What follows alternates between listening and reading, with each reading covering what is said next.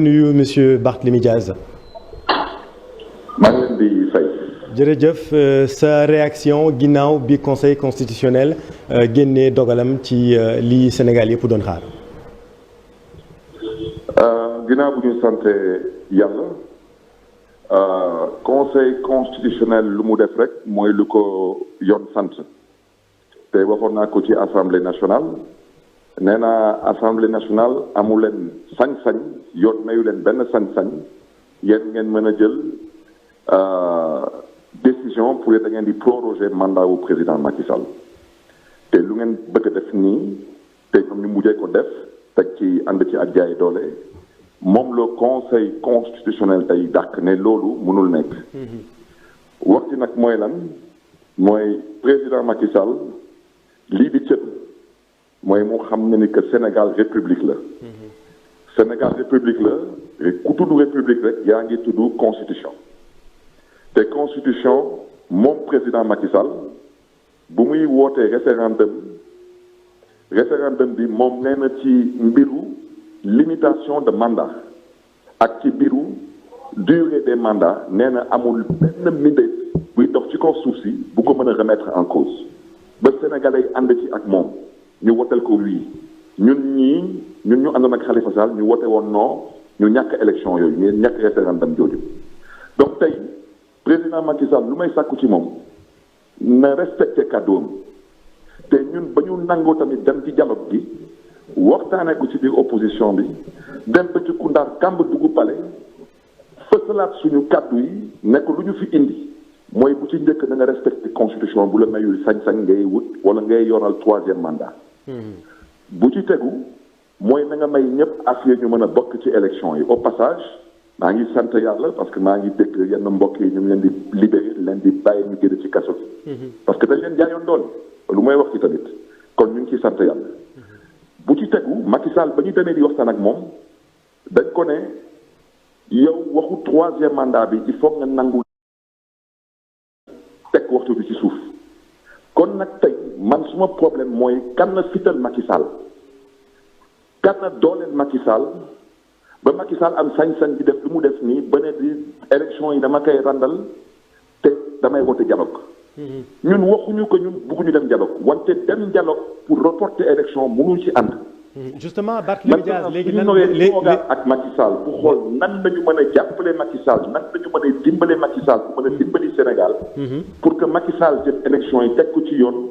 nangu nañu toog ak moom ci condition yooyu mais pas pour yeneen discussion. léegi foofu lan mooy taxawaayu coalition Khalifa 2024 ginnaaw bi conseil génnee décision mais décision conseil constitutionnel mais su conseil constitutionnel génnoon beneen décision mais boobaa dañ koy ñaawlu parce que conseil constitutionnel ci boppam ba Macky Sall doon fooyee xelam dem ci conseil constitutionnel ne ko damaa bëgg a wàññi suma mandat jëlee ko juróom-ñaari at. indi ko juróomi at. conseil constitutionnel ne Macky Sall yow mandat bi di soo moomeel yow mandat bi munoo ko laal li mandat président la munoo ko laal ba abadan c'est fini.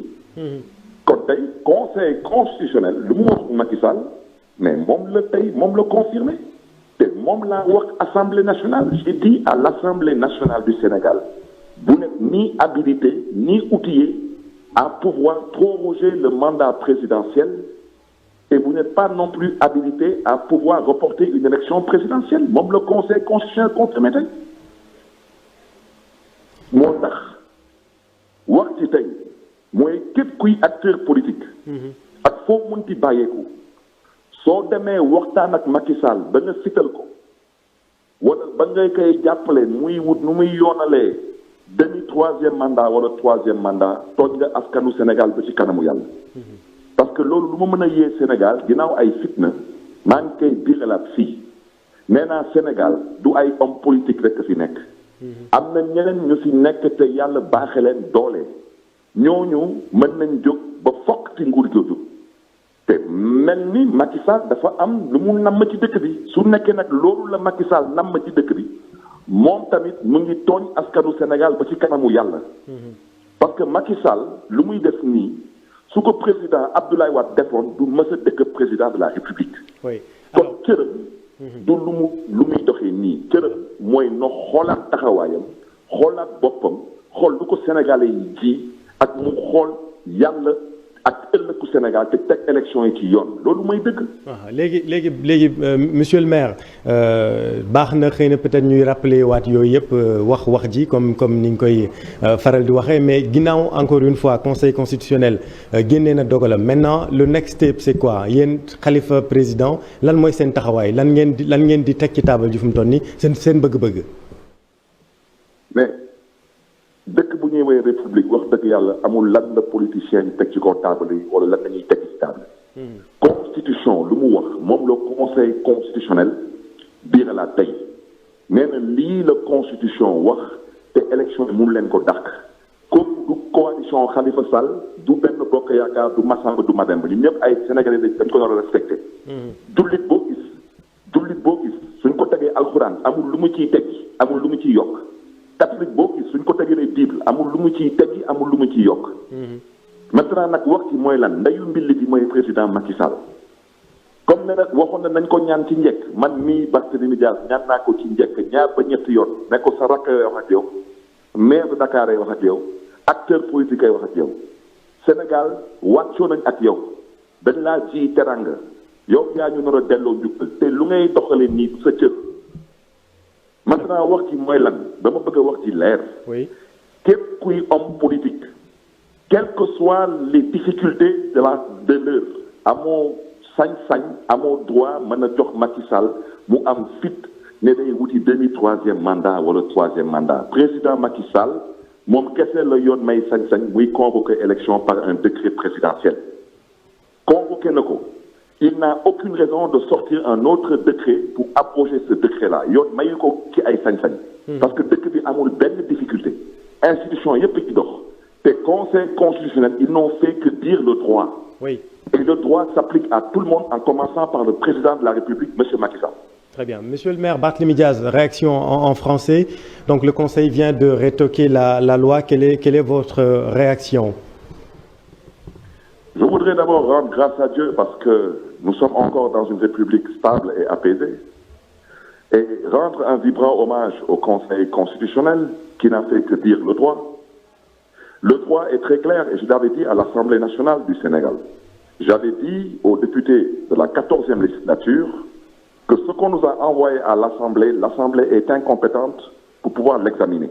L'Assemblée n'est ni outillée ni habilité à proroger le mandat présidentiel ou à remettre en cause la date du scrutin. Et malheureusement, avec la force publique, ils ont fait passer cette loi à l'Assemblée nationale.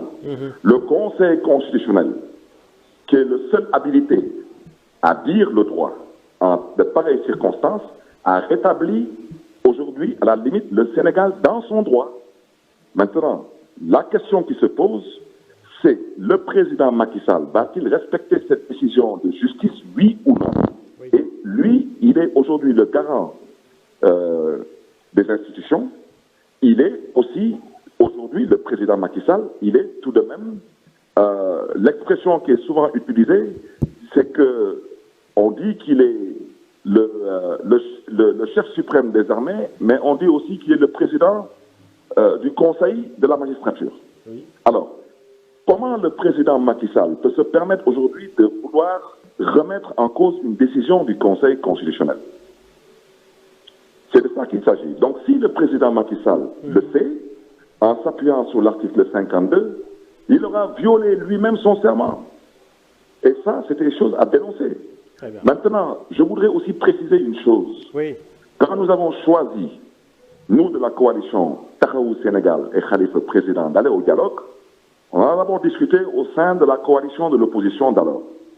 Nous avons réitéré à la présidence de la République les raisons pour lesquelles nous acceptions de participer au dialogue. La première chose, c'était d'éviter au Sénégal des problèmes.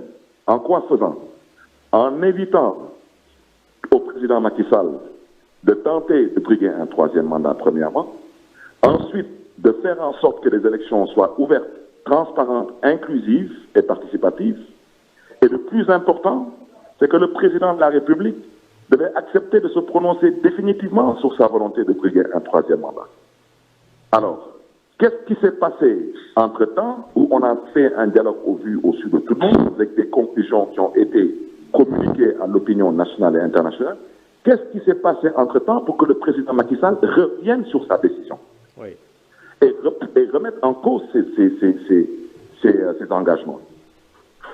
Et c'est là, aujourd'hui, où le bas blesse. Et c'est la raison pour laquelle je souhaiterais dire que tout homme politique, tout acteur politique, qui s'aventurerait à encourager le président Macky Sall dans cette voie de violation flagrante de la Constitution du Sénégal, ils ont des comptes à rendre au peuple sénégalais, ces acteurs politiques. Merci beaucoup. Parce qu'aujourd'hui, au-delà du fait qu'on se réjouit de tous ces détenus politiques qui ont été libérés, et je rappelle au passage que Macky Sall a toujours dit qu'il y avait des détenus politiques au Sénégal, la preuve, il y a des détenus politiques au Sénégal. Parce que ceux qui ont été arrêtés pendant quasiment 11 mois, qui n'ont jamais été jugés, ont été libérés par la voie politique.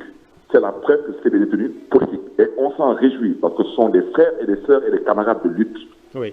Mais personne n'a le droit de donner à Macky Sall une caution morale pour violer la constitution de ce pays. Personne. Merci beaucoup. Merci beaucoup, monsieur le maire Barthélémy Diaz, directeur de campagne de la coalition Khalifa président Khalifa Sall 2024. mbokk yi ba léegi ñuy wéy ci réaction